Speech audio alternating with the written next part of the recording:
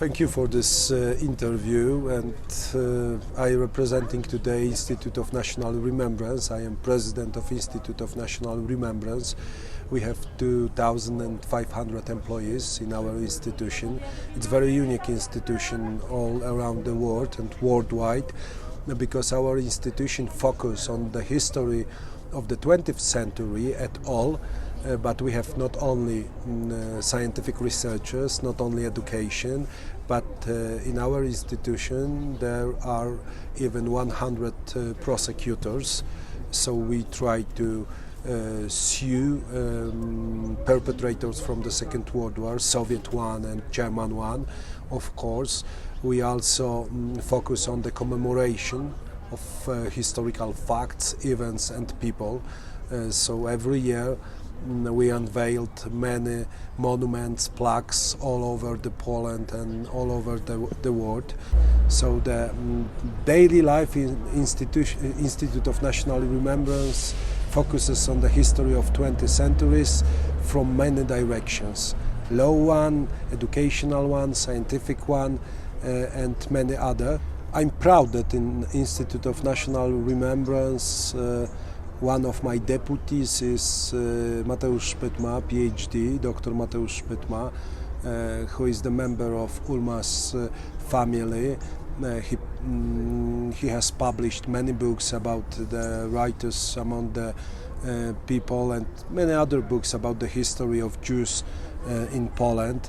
We also cooperate with Professor Grzegorz Berend, who is well-known Polish scientist and one of the best in Poland, who focus on the history of the Jews, not only in 20th century, but also in previous centuries. So we published many books about the Polish-Jewish relations. We fully aware that Jews in Poland before 1939 were the part of Polish society. Jews were fighting in 1939 with Germans and with Soviets in the ranks of the Polish army. As we know, they were settled also in Polish underground service in Armia Krajowa.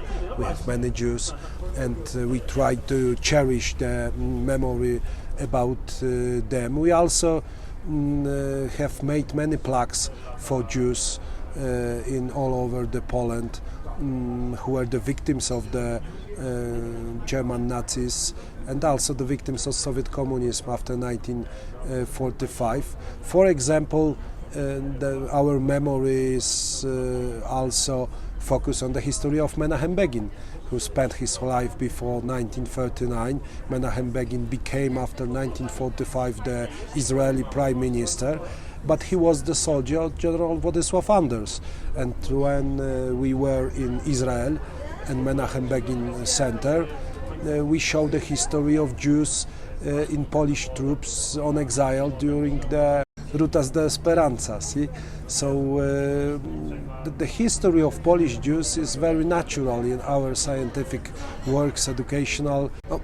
We of course make excavations in German death camps. Yeah? So we cooperate with Treblinka, Sobibór and Bełżec. 1 year, a few months ago, we found the new grave of Jews which hadn't been recognized in one of the death camps, German death camps in Poland. So we still try to depict the true history of Jews in Poland. Of course, for us, very important is also the education.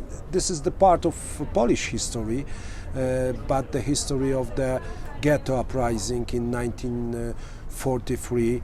We have approximately 10 exhibitions and many books about it, and this is the part, one of the focal points of the Polish history. Our aim with the good cooperation with Excellency Ambassador of Israel in Poland is to show the truth about the Polish-Jewish relations in 20th history, not the half of truth, which shows only the bad plots of the history. We are aware of the difficult plots, but we still try to show the Jewish people which were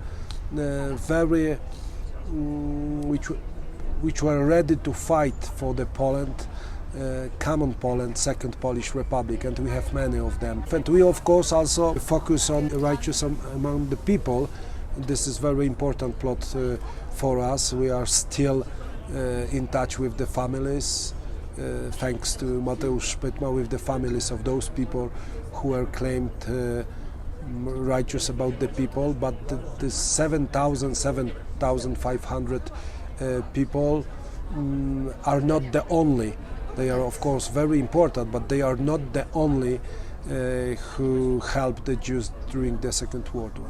La memoria es lo más importante, I think, and the remembrance is very important because it shows some mechanisms which unfortunately are still alive. When we are watching the Russian aggression on Ukraine, for example, we recognize the mechanism which happened in 1939 during the Second World War. There are the same mechanism. We recognize the analogy between Soviet communism and German National Socialism, for example. And communism is still all over the world, and it's still the threat for the free world, democracy, and the peace. We know it.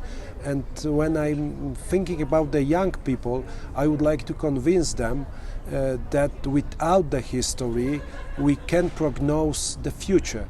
We can be resist for the threats all over the world, because we, all people in the world, we all here, we are the sum of our experience which happened in the past.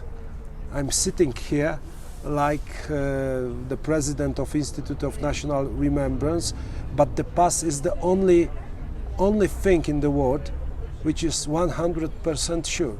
Future is unknown, but the past is 100% sure, and we can recognize only past to have the lesson about the future and to prognose the future for the free world, independent countries, democracy and peace. So the history is indispensable at all. But to young people, I would like to encourage them, you young people, to visit the STEAM of Institute of National Remembrance, because when we are talking about the remembrance and the history, the Institute of National Remembrance today preparing even the computer games for young people. So nowadays our main aim for the young generations is to, from one side, encourage them to read the books because it's very important, but also I would like to tell you that our offer in historical education is also in internet, virtual reality, and thanks to your work, everyday work, and to those people who understand this issue, that you are here in virtual reality, because it's very important to talk about the history in virtual reality. Thank you very much. Dziękuję bardzo. It was a great pleasure. Muchas gracias. Thank you very much.